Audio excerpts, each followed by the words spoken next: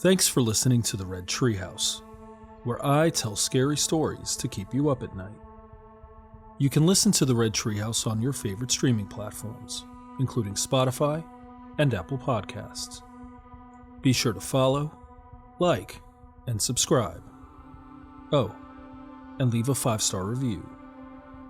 You can follow the Red Treehouse on social media, on TikTok, Instagram, YouTube, X, Threads, and Facebook at Red Treehouse Pod. And now, you can find the Red Treehouse on Patreon. Join the Red Treehouse community for as little as $3 per month and receive exclusive member benefits. Simply go to patreon.com/Red Treehouse. As always, if you have a scary story or topic you'd like me to feature on an upcoming episode, email redtreehousepod@gmail.com. Important note: sources for this episode can be found in the show notes. The Red Treehouse is dedicated to my dad. I love you, Pop.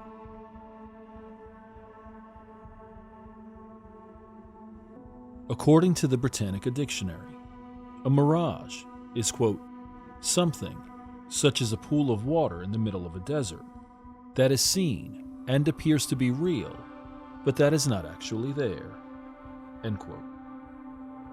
I've never been in the desert, but I have driven on a hot day and seen what appeared to be water on the road, an optical illusion caused by the refraction of light by the heated air. Though a mirage can be jarring, especially if it catches you by surprise, in most cases it's harmless, except when it isn't. In this episode of the Red Treehouse, we're going to explore the November pasta of the month, Happy Sun Daycare, written by Chelsea.Adams.524. This story is guaranteed to keep you up at night. Do you have the courage to listen with the lights off and the volume turned all the way up? I'll share the story. You decide for yourself. I'm your host, Will. Welcome to the Red Treehouse.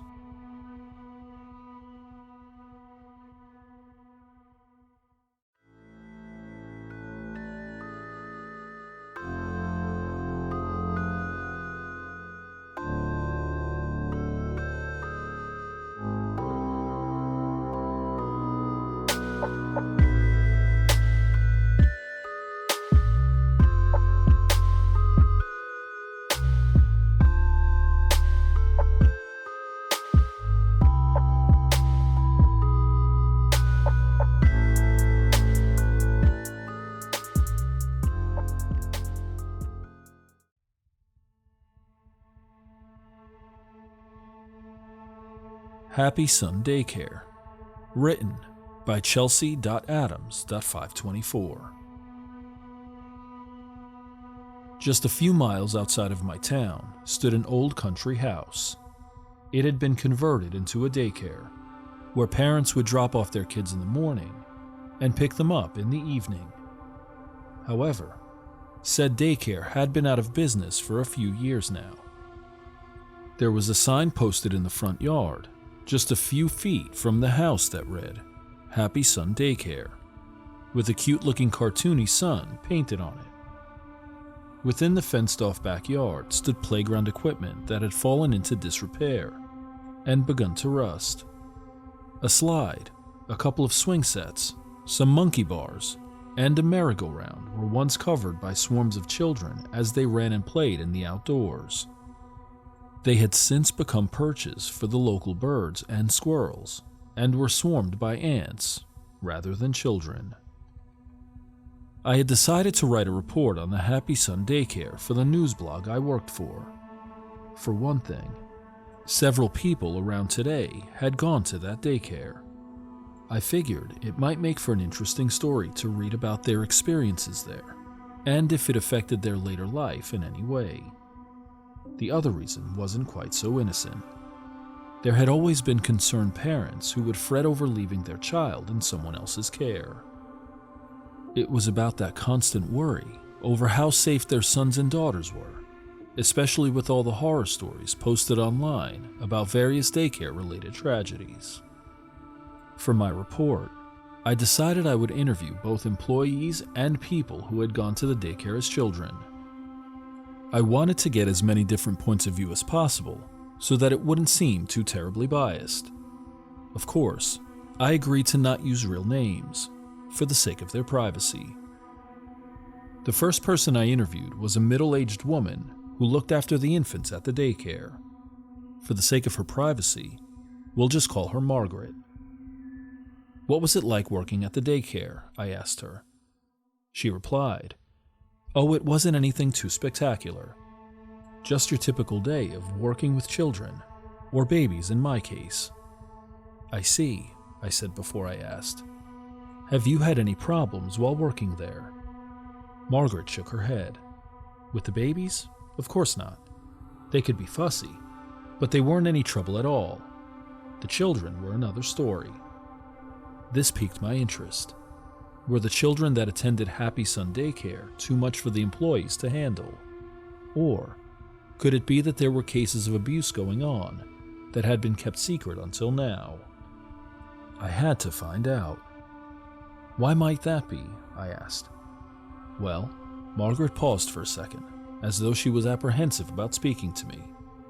There were times when I heard muffled squealing. No, not squealing. Screaming. At first, I thought it was just the children pretending to be scared. But the more I heard it, the more I realized those screams were real, that something was terrifying, or possibly even hurting them. "Did you ever see any children get hurt?" Margaret nodded. "Yes.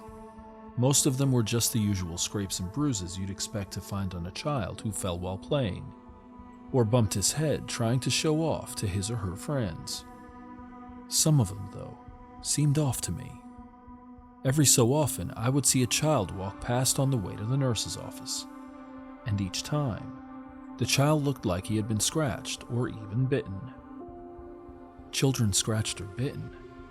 That would be cause for alarm for anyone. Perhaps some wild animal had decided to make its home near the daycare, and curious children had gotten too close. Maybe a stray dog had wandered into the playground, and some poor unknowing kid wanted to pet it. Were there any animals in the area? I decided to ask. Stray dogs, raccoons, perhaps a possum nest. I doubt it. Pets weren't allowed at the daycare, and traps were set up at night to keep any wildlife away. There might have been a dog roaming around the area. Margaret shook her head. I pointed out. Perhaps it was the dog that had bitten those children. "Oh, I only heard the dog," she told me. I had never actually seen it. All I'd ever experienced was the occasional growl, snarl, or a howl. So Margaret had only heard what sounded like a dog. I couldn't rule out the possibility that perhaps she had mistaken some noise she'd heard for that of a dog. Maybe she'd heard some children that were only pretending to be dogs and mistook them for a real one. Maybe she'd heard the wind and thought it was a howl. If that were the case, it would explain the scratches and bites she'd seen on some of the children. It wasn't too out of the realm of possibility that a child could have simply scratched their arm on a branch or part of the fence by accident. With what sounded like a dog's growl to her, Margaret could have reached the conclusion that the children were being attacked by some sort of stray canine. Still, I had to learn more about the daycare. With the possibility of a cover-up regarding a series of dog attacks, I figured the next person to interview would be a former attendee. Perhaps one of them would have childhood memories that could potentially shed some light on what Margaret had mentioned. After doing some background checks, I managed to find a young man who went to Happy Sun Daycare when he was around 5 or 6. Let's just call him Scott. I found Scott working at a local butcher shop. I had to wait until his shift was over before I could start the interview. Luckily, it wasn't too long of a wait, and it gave me some time to consider what to ask him. "Do you remember anything about Happy Sun Daycare?" I asked. I know it was a long time ago, but perhaps you can recall something." Scott thought for a moment before replying. "Not much. I was only 5, maybe 6 when I went. I can remember just doing what kids do at that age. Playing, finger painting, watching cartoons, that kind of stuff." I nodded. "Were you a good kid?" "For the most part," he admitted. "Occasionally I'd get into some trouble. Nothing too serious, though. Just your typical kid fussiness. You know, not wanting to take naps, refusing to eat veggies, that sort of thing." "I see," I replied as I wrote down what he told me in a notepad. "And was the daycare fair in how they disciplined you?" Somewhat. All I ever got was a scolding and the occasional time out. They made you sit in a corner for a few minutes until they felt you were ready to join the other kids. Though, you were lucky if that was all you got," Scott pointed out. What Scott said baffled me a bit. They were lucky. How? I began to wonder if perhaps there had been more severe punishments for the more unruly children that attended the daycare. Could there have been some sort of more controversial form of discipline that the employees at Happy Sun Daycare used that they didn't want known to the public? I had to know. What exactly do you mean? For a brief moment, Scott gave a shudder. He seemed to have recalled something from his childhood that potentially frightened him and affected his adulthood as well. "The kids who got into real trouble were sent into the gray door," Scott heaved with a heavy sigh. "I've never been in there myself. I knew a few kids that had. Ones that would get into fights or throw huge tantrums. They'd end up going into that room. I don't know what happened in there, but they'd always come out shaking, with wide eyes. A few would break down crying. Some would scream. One kid even threw up before passing out." I frowned slightly. What sort of horrors had been conducted in the room that had been nicknamed the Grey Door? I then remembered what Margaret had told me and decided to check for a connection with her story and Scott's. "Did the children have any scratches or bites on them?" I asked. "And did you hear any strange noises?" He nodded. "A few kids had scratches on them after they left the Grey Door. But I thought they got them before, and I just didn't notice them at first. They could have tripped or something. I did hear some heavy breathing. That could have just been some kid panting from running around. Hard to say for sure." First, Margaret said she thought she heard a dog snarling, and now Scott was saying he had heard heavy breathing. With the strange noises, mysterious scratches on misbehaving children, and the mystery of the Grey Door room, I couldn't help but wonder what it was that Happy Sun Daycare had been hiding all these years. I thanked Scott for taking the time to speak to me before moving on to the next person to interview. With my curiosity regarding the Grey Door still heightened, I figured the next person to speak should be one of the more troublemaking attendees of the daycare. I had to know more about what went on inside that room, and perhaps one of them could tell me. After doing some more background checks, I managed to track down a young woman whom we'll refer to as Alice. She had been arrested 2 weeks ago for spraying graffiti and was charged with vandalism. Rather than spend time in jail, she agreed to do 4 months of community service. From what I read about her records, it seemed this wasn't the first time she had gotten in trouble with the law. "Were you always this much trouble?" I asked her. Alice shrugged. "Maybe." I wasn't sure how easy it would be to get the answers I wanted from her. She seemed like the type who would only cooperate if she'd get something out of it, like less time behind bars. "I need to know about Happy Sun Daycare," I asked her. "Do you remember anything about the Grey Door?" For a brief second, a hint of fear flashed in her eyes. Her face became pale as a few beads of sweat trickled down her forehead. That was a long time ago," Alice pointed out. I replied, "Surely you must remember something. Records show you were 10 when you attended. Are you sure you can't recall anything?" Alice took a few deep breaths and began to regain her composure. If the mere mention of the gray door room was enough to put fear into her after all these years, I couldn't help but dread what horrors she could have experienced. Here was someone who had run-ins with the law. Someone who had been arrested for various crimes, primarily theft, vandalism, and trespassing. And yet, it was something from her childhood that caused the most fear of being punished. Why? "Okay, I'll tell you. But you gotta promise never to say that I told you anything. Got it?" Alice sighed. I reassured her, "I won't reveal any names. That will be strictly confidential." "You see, I was playing outside in the playground," she began to explain. "I remember wanting to play on the swings. Another kid claimed he had already gotten first dibs to play on them. Before I knew it, we were having a big argument. I lost control. Next thing I knew, he was on the ground crying. I must have pushed him when we were arguing. One of the teachers came up and grabbed me by the arm and dragged me inside. She told me that I would be taken into what the other kids called the gray door room, as punishment." "What was inside the room?" I asked in anticipation. Alice took another deep breath and let out a shudder and a sigh. The room was mostly empty. I remember the floor was nothing but dirt ground, and the only light was a dingy old bulb that barely lit anything up. The teacher just shoved me in and slammed the door shut. At first, I tried pounding on the door and screaming. I cried out for anyone to open it. It was so dark and cold, and I was so scared. And I heard something. Something was behind me. I turned around, and I remember screaming louder than I ever screamed in my life.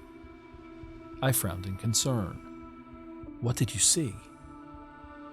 "It was a dog. Or at least I think it was a dog." She choked back a few tears. I didn't get a good look at it since it was so dark. All I remember was that it was the biggest and ugliest dog I had ever seen. That thing had glowing yellow eyes, huge sharp teeth, and was covered in black shaggy fur. And before I knew it, it snarled and lunged at me. I ran around as fast as I could, screaming and begging for anyone to come and save me. It grabbed onto my skirt with its teeth and tried to pull me towards it. I tripped and fell, but I managed to kick it in the face a couple of times to get it to let go. Then it lunged at me again. But luckily for me, the door finally opened, and one of the teachers pulled me out of the room and slammed the door shut before the dog could get me again. So there was a dog after all. The stories were all starting to come together. Margaret's story about hearing screams and growling. Scott's story about horrified kids who had been sent to the gray door room. And now, there was Alice's story about being sent to that room and attacked by some sort of large vicious dog. Still, I had to know more. Why did they use a dog? Why did they cover it up? Perhaps the people working at Happy Sun Daycare were afraid that such a punishment would be too extreme to use on children. Or maybe they feared being sued by some animal rights group. I thanked Alice for her time and set forth to find the next person to talk to. Maybe it would be another one of the employees. If I was lucky, I might be able to get one of them to reveal the truth about what was going on in the gray door room. Once again, I began searching through the records of anyone who ever worked at Happy Sun Daycare. It took some time to find someone who was willing to talk to me. Most former employees I asked were either too busy or simply didn't want to give an interview. A few of them directed various profanities at me as well. I couldn't tell if they were angry that I had learned about what was going on all those years ago, or they were afraid of what might happen if they revealed any more secrets to me. Still, I managed to track down at least one person who was willing to tell me his experiences working at Happy Sun Daycare. Mr. Smith, as we'll call him, worked as a janitor at the daycare back when it was still running. He had managed to get the job only because his aunt was in charge of one of the head offices there as well. However, Mr. Smith had moved to another town since the daycare closed years ago. This meant I couldn't interview him in person, so we sent each other emails instead. Mr. Smith explained that he had been dealing with some form of narcolepsy since he was a teenager, and had a history of sleepwalking as well. Doctors couldn't figure out what was causing his condition, but they couldn't find any other adverse health effects linked to it either. This still made it difficult for him to find work, though. He told me that he was grateful that his aunt managed to get him a job at Happy Sun Daycare. I had so many questions, and well, I wasn't sure which one to ask first. After I got his first response, I wrote back to him. I wanted to know how he was able to hold his job despite his condition. Was he on medication for it? How did the other employees and the children treat him? A couple days passed before I got any response from him. I quickly opened the latest email response from Mr. Smith and began to read. He replied that his aunt would mix him a special herbal tea for him that would help keep his narcolepsy in check. She apparently strongly believed in herbal medicine and said that it was better than any standard medicine on the market. Mr. Smith wrote about how the tea was quite bitter and how he hated drinking it, but that he had to drink it if he wanted to keep his job. Though on occasion, his aunt would run out of the leaves needed for the tea, and he'd end up falling asleep. This prompted another employee to go and make sure he didn't accidentally hurt himself or others. As for how others treated him, Mr. Smith explained in his letter that the children were generally very nice to him. Most of them were quite curious and would ask him a lot of questions while he worked. A few would act as a nuisance, but he didn't recall any of them being too much trouble. On the other hand, the other employees seemed to have a sense of uneasiness around him. He explained how he felt that they seemed extremely cautious around him. Also, he pointed out that his aunt always kept a close eye on him. He wasn't sure if this was due to his condition or for some other reason, though. That just caused more questions to form in my mind. Why were the other employees uneasy around him? Was it because he was the nephew of one of the higher-ups, or was there another reason? And there was the matter of his aunt keeping a close eye on him. Maybe they were trying to keep the whole issue regarding the gray door room a secret from him. Perhaps they were afraid that he would find out about the dog and would contact the police. I had to know if he knew anything about the room. I quickly wrote a reply and asked if he knew anything about a large, empty room and children being attacked by some sort of dog. Another couple days passed before I got another response from Mr. Smith. I opened the reply and began to read. He said that he didn't remember any kind of dog at the daycare. In fact, he pointed out that animals weren't allowed on the property, and that he would set traps to keep the squirrels and mice out. His aunt was very strict about no pets being allowed as well. Most likely, it was due to any potential allergies kids might have. Mr. Smith explained in his reply that perhaps the dog that Alice claimed had attacked her was just someone in a cheap-looking dog costume, that the room had perhaps been kept barely lit, so the kids in there wouldn't realize it was fake, and that the scratches and bites were just the result of them tripping and accidentally scratching themselves. To my surprise, he had been in the gray door room himself several times as well. Strangely, he pointed out that it was always when he hadn't any tea to drink. He would wake up in the room.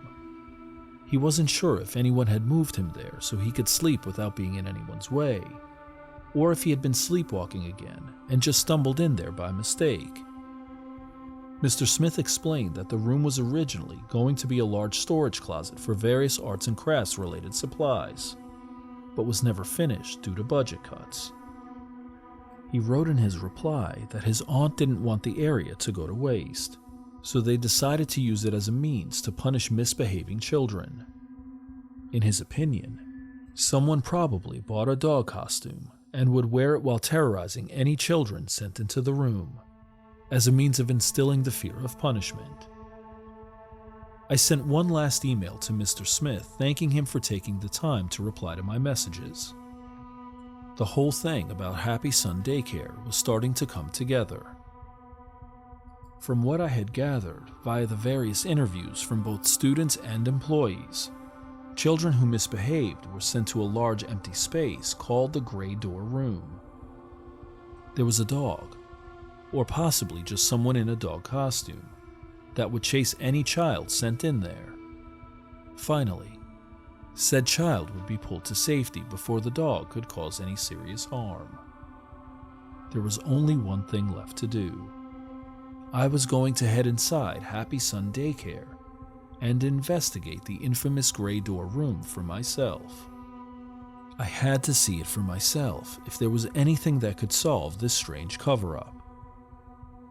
Several minutes passed as I drove out into the countryside and towards the abandoned building. I parked the car in the front driveway and took a few deep breaths. The front door was unlocked, which was lucky for me. I gently pushed it open and began to look inside. The interior was dingy and covered in a layer of dust. Cobwebs spread over various desks and chairs that hadn't been used in quite some time. A musty smell filled the house and mixed with the odor of feces and urine from the rats that now made the place their home. It was nauseating to say the least. After I explored several different areas, I soon found the foreboding gray door that was said to lead to the dreaded room. The door was quite heavy, and it took me several tries before I managed to force it open. Just like how Alice had described, the room was dark and empty, with a dirt floor and a dingy bulb. Said bulb had burned out long ago, so I used an old desk to prop the door open in order to see anything. I could see faint bloodstains on the ground and on the wall, but I couldn't tell who or what the blood belonged to. There were strange markings on the wall as well. I took a closer look and could have sworn they resembled claw marks of some sort. As I continued to examine the room, I noticed various footprints in the dirt. Many were faded, or had been trampled over one another, but I could still make out a few. Most of them were the footprints of children. They looked like their markers had been running away from something. There was one other distinct set of footprints that caught my attention. I examined them closely. I could definitely make out the distinctive foot pads, claws, and individual toes on at least one of the prints. This wasn't some person in a cheap costume. Happy Sun Daycare had been using a dog to terrorize children. I had to let people know what they had been hiding for all those years. However, as I made my way out of the daycare into my car, there was one aspect about those footprints that made me uneasy. Since when do dogs walk on two legs?